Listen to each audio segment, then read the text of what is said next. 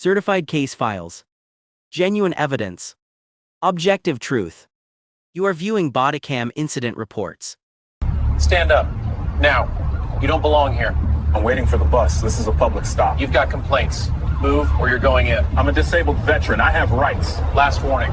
Then you're about to make a serious mistake. Officer Derek Holcomb had been patrolling the streets of Richmond for 6 years when he made the decision that would end his career, bankrupt a local business, and cost the city taxpayers $6.5 million.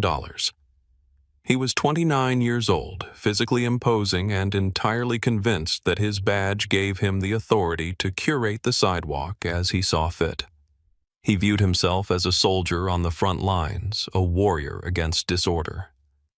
But on a bright Tuesday morning in April, the disorder he decided to eliminate was Master Sergeant Elias Thorne, a 58-year-old retired Army veteran who was sitting on a public bench minding his own business and waiting for a bus to take him to a medical appointment. What Holcomb did next, ignoring the man's calm explanation, kicking a cane out from under a disabled veteran, and arresting a decorated war hero in front of a street full of witnesses, would become a definitive case study in how arrogance and bias can dismantle a life's work in under 15 minutes. Before we get into the details of the incident, I want to know where you're tuning in from. If you believe that our veterans deserve better than to be treated like criminals on the streets they fought to defend, please hit that subscribe button. We bring you these stories because accountability only happens when the truth is dragged into the light. The bus stop was located on West Broad Street, a rapidly changing corridor of the city where old brick storefronts were being gutted and replaced with high-end boutiques, artisanal bakeries, and coffee shops that sold lattes for $7. It was a neighborhood in transition where the gritty reality of the city was being painted over with a veneer of luxury. It was 10:15 a.m. The sun was shining and the street was busy with shoppers, delivery trucks, and pedestrians. Sitting on the metal bench at the bus stop was Elias Thorne. Elias had served 24 years in the United States Army. He had deployed to Panama, Somalia, and the Persian Gulf. During Operation Desert Storm, while leading a supply convoy near the Iraqi border, his vehicle had struck an improvised explosive device. The blast had killed his driver and shredded the muscles and nerves in Elias's right leg. He had undergone 12 surgeries to save the limb. He walked with a heavy, pronounced limp and required a sturdy oak cane to get around. That morning, Elias was dressed in a clean plaid flannel shirt tucked into pressed khaki work pants. He wore well-oiled leather boots that were 10 years old but meticulously cared for. On his head sat a faded ball cap with the emblem of the 1st Cavalry Division. He was a man of routine and discipline. His appointment at the Hunter Holmes McGuire Fifeva Medical Center was at 11:30 a.m. He had arrived at the bus stop at 10:05 a.m., exactly 10 minutes before the scheduled arrival of the bus, just as he always did. He wasn't bothering anyone. He wasn't asking for money. He wasn't shouting at traffic. He was sitting with his hands resting on the head of his cane, watching the world go by with the quiet patience of a man who had seen enough chaos to appreciate stillness. But directly behind the bus stop sat Lumina, a high-end clothing boutique that had opened 6 months prior. And inside Lumina, standing behind a display of imported silk scarves, was the person who decided Elias Thorne didn't belong. Julianne Vance was 34 years old. She had poured her inheritance and her husband's savings into Lumina, envisioning it as the premier fashion destination for the city's elite. She was obsessed with aesthetics. Every mannequin, every light fixture, every inch of the sidewalk in front of her store had to project an image of exclusivity and wealth. She was the type of business owner who sprayed expensive perfume near the entryway so that customers would associate the very air of the shop with luxury. To Julianne, the sight of an older black man in a flannel shirt and old boots sitting on the bench directly in front of her window display was a flaw in the design. It didn't matter that it was a public bus stop. It didn't matter that he was sitting still. In her mind, he was clutter. He was a deterrent to the wealthy clientele she was trying to attract. She watched him through the glass for 5 minutes, her irritation growing with every second he remained. She didn't see a veteran. She didn't see a neighbor. She saw a vagrant. She saw a problem that needed to be managed. "He's scaring people away," she muttered to her sales associate, though no customers were in the store at the moment. "Look at him. He's just staring. It's aggressive." Elias was actually checking his watch, worried that the bus might be running late. Julianne smoothed her blouse, took a deep breath, and decided she wasn't going to wait for him to move on his own. She picked up the store phone and dialed the police non-emergency line, but her tone suggested a crisis in progress. "Richmond Police, what is the nature of your call?" "Yes, this is Julianne Vance, owner of Lumina on West Broad. I need an officer here immediately. There is a man loitering directly in front of my store. He's been here for an hour, he's refusing to leave, and he's harassing my customers." The dispatcher asked the standard questions. "Ma'am, is he becoming physical? Is he armed?" Julianne hesitated, knowing that a simple loitering call might not get a fast response. She looked at Elias through the window, who was simply adjusting his grip on his cane. He's acting very erratic," she lied, her voice dropping to a conspiratorial whisper. "He's waving a large stick around and he's shouting at women walking by. I'm afraid he might attack someone. He looks unstable." "We have a unit in the area, ma'am. Officer dispatched." Julianne hung up the phone with a sense of grim satisfaction. She told herself she was protecting the neighborhood. She told herself she was ensuring safety. In reality, she was weaponizing the police to curate her view. Officer Derek Holcomb was 3 blocks away when the call came through on his computer terminal. "Disturbance on West Broad. Male subject refusing to leave, possibly aggressive, brandishing a weapon, a stick, or club. Complainant alleges harassment of pedestrians." Holcomb's eyes narrowed. He was already having a bad week. He'd been reprimanded by his sergeant 2 days prior for speaking rudely to a city councilman during a traffic stop. Holcomb felt he was misunderstood. He believed that policing was about dominance and control. In his view, if you weren't controlling the street was controlling you. He had a file of internal complaints that was thick for someone with only 6 years on the job. Complaints about excessive force intimidation and profiling.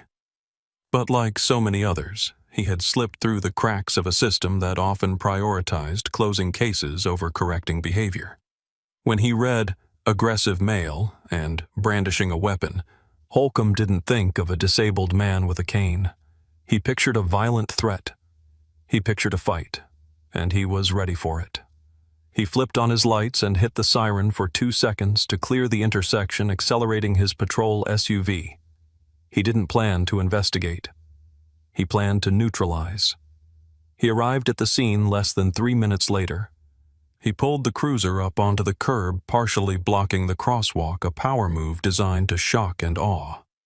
He stepped out of the vehicle, adjusting his utility belt, his hand resting instinctively near his holstered firearm.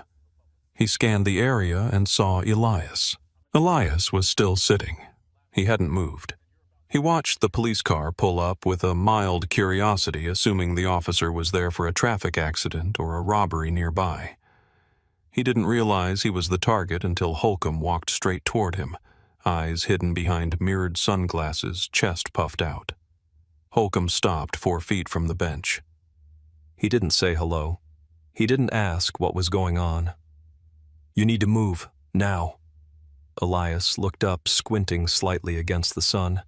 He kept his hands visible on his knees. "Excuse me, officer. I said move along. We've got complaints. You're harassing people and you're loitering. Pack it up." Elias blinked, confused. "Officer, I'm not harassing anyone. I'm just waiting for the 22 South bus. It's due in 5 minutes." "Bus stop is for loading and unloading, not for camping out," Holcomb snapped. "The owner of this store says you've been here an hour and you're threatening people with that stick. So get up and get walking or you're going in." "This isn't a stick, son. It's a cane," Elias said, his voice deep and steady, the voice of a man who had led troops in combat. "And I haven't been here an hour. I got here at 10:05. I have a medical appointment at the VA hospital. I'm not moving until my bus comes. Holcomb stiffened. He wasn't used to people talking back, certainly not men he had already categorized as vagrants. The word son grated on him. It felt like a challenge to his authority. I'm not going to ask you again, Holcomb said, stepping closer, entering Elias's personal space. This is a lawful order. You are trespassing on a public nuisance complaint. Leave the area immediately. I have a right to be here, Elias said, his posture straightening as much as his back would allow. I am a citizen waiting for public transit. I fought for this country, officer. I know my rights. I don't care what you think you know, Holcomb sneered. Let me see some ID now. This is where the training should have kicked in. A seasoned officer would have recognized the demeanor of the man, calm, articulate, not intoxicated, not erratic.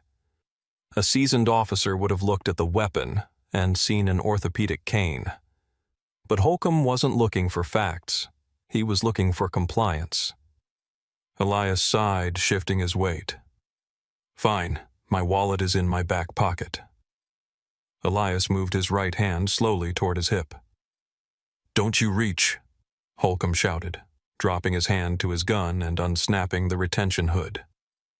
I said, let me see ID. I didn't say reach for a weapon. I am reaching for my wallet, Elias said, freezing his hand in place. You asked for ID. It is in my back pocket. Stand up, Holcomb barked. Get on your feet. Turn around. I told you I can't stand up quickly, Elias said, frustration beginning to creep into his tone. My leg is damaged. I need my cane. You're resisting, Holcomb stated, constructing the narrative in real time. That's it. Holcomb lunged forward. He didn't offer assistance. He grabbed Elias by the left arm and yanked. Elias gasped as pain shot through his lower back. He tried to plant his feet, but his bad leg, the right one with the reconstructed nerves, buckled under the sudden shift in weight. Whoa, easy, Elias shouted. My leg! Holcomb didn't listen. He viewed the stumble as resistance. He swept his foot out and kicked the oak cane away. It clattered across the pavement, skittering into the gutter. Without the cane, Elias was helpless. He collapsed onto one knee, the concrete biting into his shin. Get on the ground, flat on your stomach, Holcomb yelled, pressing his weight onto Elias's shoulder. I can't, Elias grunted through gritted teeth.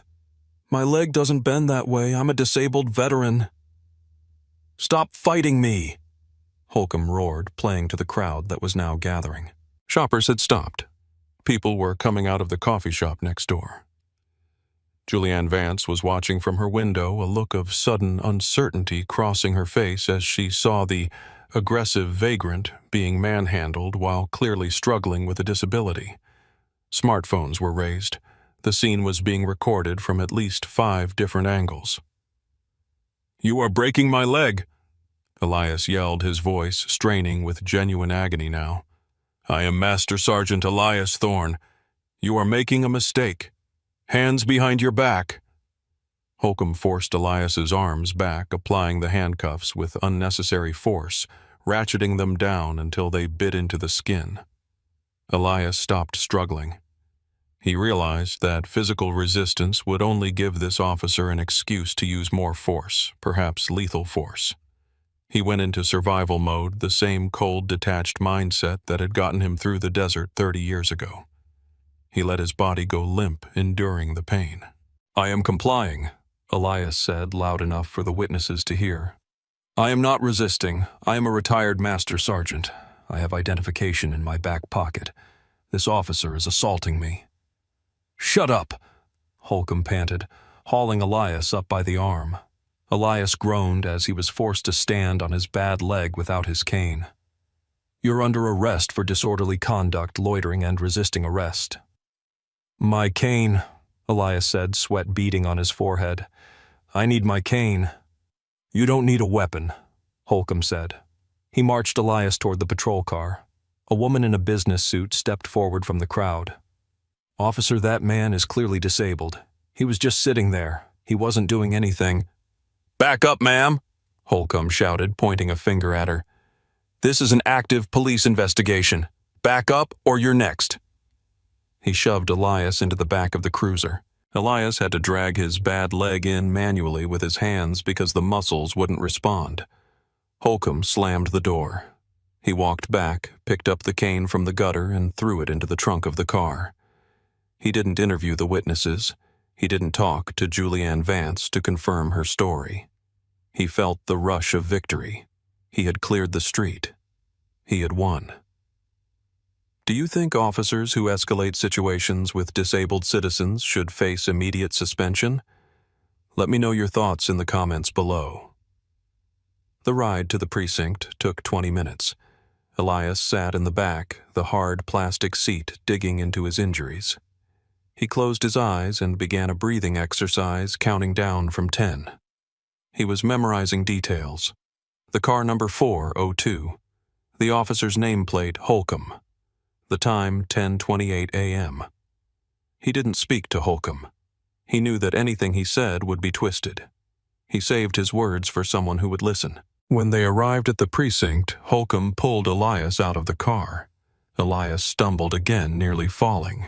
Holcomb held him up by the handcuffs, marching him through the rear intake door. They walked past the holding cells and into the processing area. Sitting at the high desk was Sergeant Thomas Miller. Miller was 55 years old, a man with gray, crew-cut hair and eyes that had seen everything.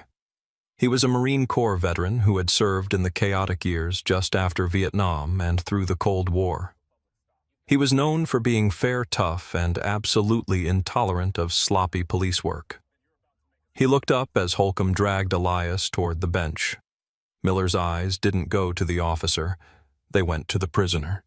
He saw the flannel shirt, the work boots, the 1st Cavalry hat, but mostly he saw the pain in the man's face and the way he was favoring his right leg. "What do we have here, Holcomb?" Miller asked, his voice flat. Disorderly and resisting, Holcomb said, sounding winded but proud. "Guy was loitering on West Broad, refused to leave, got aggressive when I tried to ID him. Had to put him down." Miller looked at Elias. "That true? You get aggressive." Elias stood as straight as he could, looking Miller directly in the eye. "Sergeant, I was sitting at a bus stop waiting for the 22 South to take me to the VA. I am a retired master sergeant. I have a 90% disability rating from combat injuries in my right leg. This officer kicked my cane away and arrested me when I reached for my ID." The room went silent. Miller's gaze snapped back to Holcomb. "You kicked his cane. It was a weapon, Sarge," Holcomb said defensively. "He was waving it around. Complainant said he was threatening people." "Did you see him threaten anyone?" Miller asked. "Well, no, but when I got there, he was obstinate. He wouldn't move." Miller looked back at Elias. "You said you have ID." "In my back pocket," Elias said. "He wouldn't let me show it." Miller stood up. He walked around the desk. "Turn around. Let me get that wallet." Miller carefully pulled the worn leather wallet from Elias's pocket. He opened it. The first thing he saw was the Blue Department of Defense retiree ID card. Rank Master Sergeant. Status retired. Miller flipped the flap of the wallet. Behind a clear plastic window was a small laminated card, a copy of a citation. Silver Star, awarded for gallantry in action against an enemy of the United States. Miller stared at the card for a long moment. His jaw tightened. The air in the room seemed to drop 10 degrees. He looked at Holcomb. The look was not one of a supervisor to a subordinate. It was the look of a man looking at something disgusting on the bottom of his shoe. Holcomb Miller said, his voice dangerously quiet. "You arrested a master sergeant with a Silver Star for sitting at a bus stop." "Sarge, I didn't know." "You didn't know because you didn't check," Miller snapped. "You kicked a disabled vet's cane. Are you out of your mind?" "He refused an order," Holcomb protested, though his confidence was beginning to crumble. "He was waiting for a bus," Miller roared, slamming the wallet down on the counter. "Since when is waiting for a bus a crime in this city? Uncuff him. Now." But the paperwork. I said uncuff him. Holcomb fumbled for his keys. He unlocked the handcuffs. Elias rubbed his wrists where the skin was broken and bleeding slightly. Miller turned to the intake officer. Get the lieutenant down here. Get a medic, and get this man a chair. I don't need a medic, Elias said, his voice calm but icy. I need my cane, and I need a lawyer.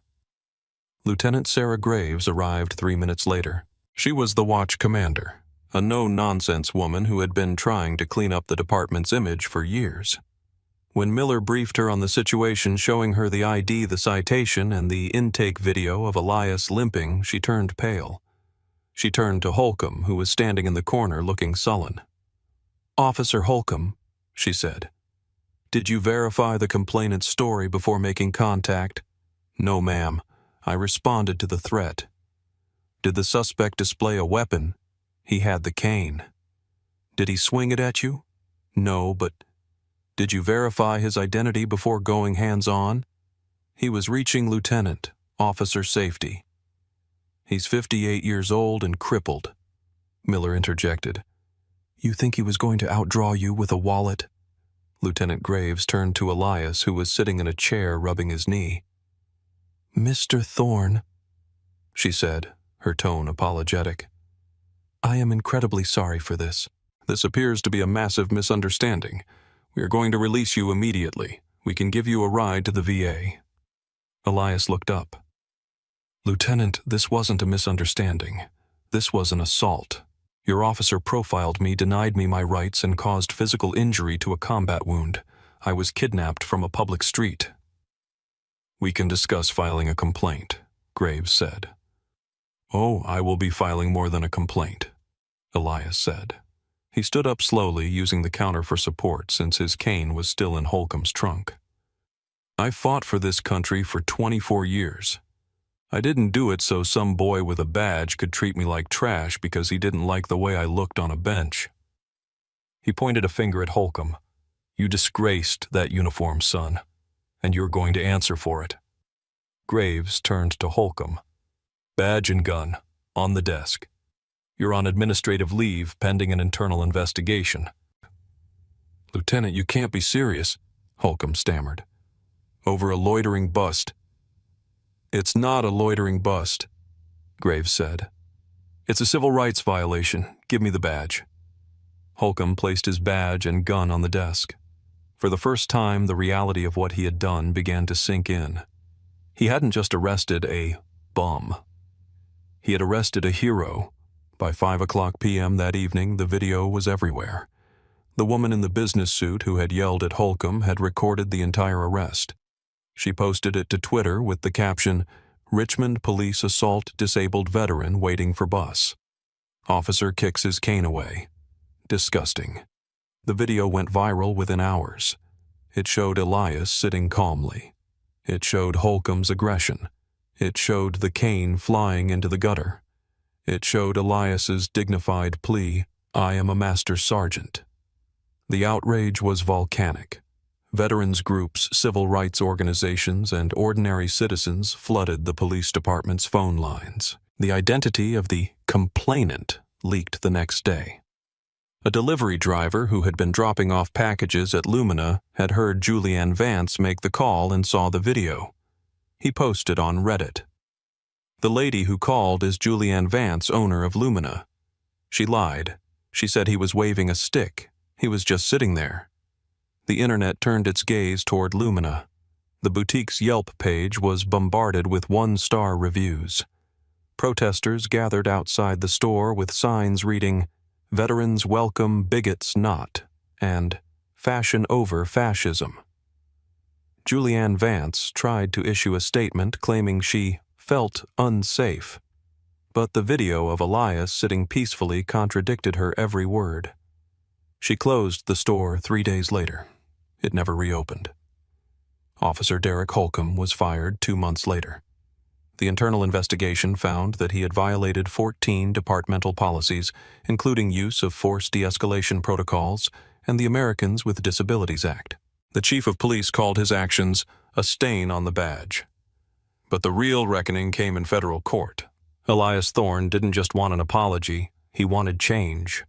He hired a high-powered civil rights attorney. They filed a lawsuit against the city, the police department, and Officer Holcomb individually. The lawsuit alleged unlawful arrest, excessive force, malicious prosecution, and violation of the Fourth Amendment. The city's lawyers took one look at the video, looked at Elias's service record, and looked at the medical reports detailing the new damage to his leg. They knew they couldn't win. A jury would destroy them. They settled for $6.5 million. But Elias didn't buy a mansion. He didn't buy a sports car. He took the money and established the Thorne Legal Defense Fund for veterans. The organization provides free legal counsel to veterans who have been mistreated by law enforcement or wrongfully denied benefits. He also bought the building that had housed Lumina. He turned it into a community center for at-risk youth, a place where kids could learn discipline history and respect the very things Officer Holcomb had lacked. Elias Thorne is 61 years old now. He still takes the bus to the VA. But now, when he sits on that bench, the police officers who drive by wave at him. They know who he is. They know what he stands for. This story isn't just about a bad cop or a lawsuit. It's about the invisible armor of dignity that some men wear, an armor that doesn't shine like a badge but is forged in fire. Elias Thorne was a soldier. He knew that the true measure of strength isn't how loud you can yell or how fast you can pull a gun. It's about holding your ground when the world tries to knock you down. It's a reminder that we never truly know the history of the strangers we pass on the street. The man in the faded flannel might be a hero. The person sitting quietly on a bench might have sacrificed more for your freedom than you will ever know. When we let bias cloud our vision, we don't just hurt others. We blind ourselves to the greatness around us. We mistake patience for weakness and silence for submission. Elias Thorne taught an entire city that respect is not something you demand with handcuffs. It is something you command by who you are. What do you think? Should there be a mandatory federal registry for officers fired for misconduct so they can't work in other precincts? And do you think business owners who make false 911 calls should be charged with a crime? Let me know in the comments below. And if you believe these stories matter, please like and subscribe. Your support helps us keep telling the truth.